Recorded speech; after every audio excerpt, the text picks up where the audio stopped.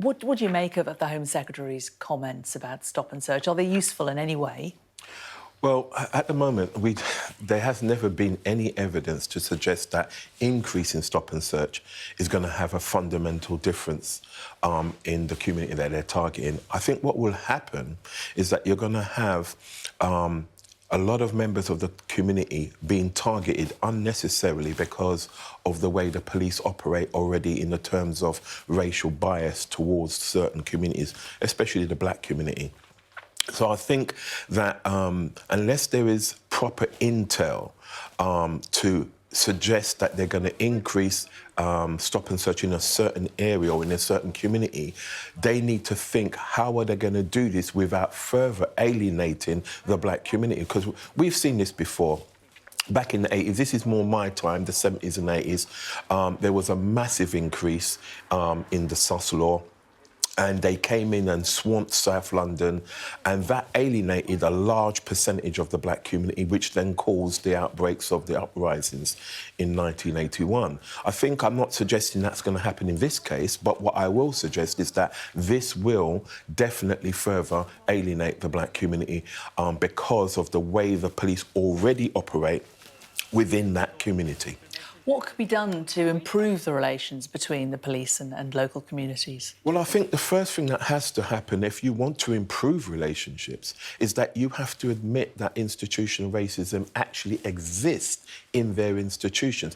And I'm not suggesting by any means that institutional racism is just firmly placed at the police. It's in all sectors of society. It's in corporate businesses, it's in the financial sector, it's in the education, the local authority, the NHS. I can go on. So it isn't just the police that is institutional racism. It's society. It's a societal problem.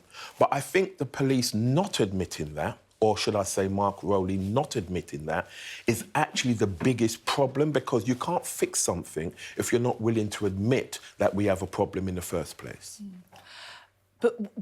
So admitting that there is racism is one thing, but changing recruitment, would that make a difference? Oh, 100%. I think the recruitment process has to be addressed. And I would go as far as to say they need to have a psychological assessment done at the interview stage of every police officer that wants to become a police officer, especially existing police officers, because I think the biggest problem we have in the UK are existing police officers. And I think if we can have a psychological assessment done on the way some of these police officers think, their understanding of certain communities or lack of understanding, will then weed out officers who have bad intentions or who do not understand cultural differences within the certain communities in certain parts of the UK, or especially in London. How do you think we could reduce knife crime? That's a very good question. I think this is a societal problem. I think it's not just a case of more stop and search, but it's a case of every person taking active interest in their children, taking active interest in what's going on in society. I think if we start looking at police, we're going to find the police alienating the black community. So I think society has to take a better stand. Parents, schools, every one of us have a duty to make sure our children are not walking streets with weapons. But also, there is a fear in certain communities around the gangs, around certain things. So I think we have to get rid of the fear. We have to raise good expectation. We've got to make young people feel a part of society. At the moment, many young people don't feel a part of society, and so it's easy for them to be groomed into this lifestyle of carrying weapons. And when you listen to a lot of young people, they believe that carrying weapons is part of their life now. And so we've got to get rid of that stigma as well. The Home Secretary talking tough to police officers, do you think that in any way filters down to kids on the street?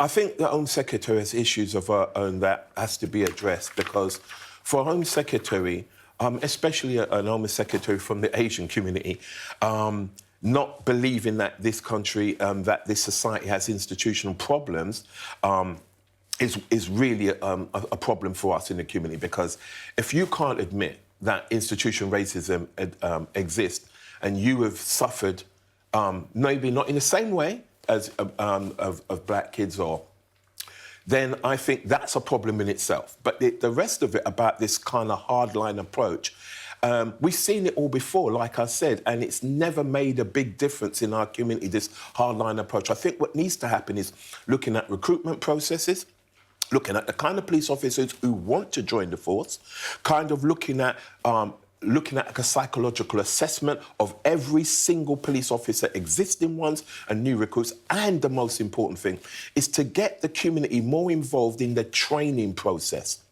I think that lacks in the police force. I think we need more community members, especially from the black community, to be a part of that training process, because it can't just be a lastminute.com or a couple of days training. We need the community to be a part of their training processes from the beginning right through their career.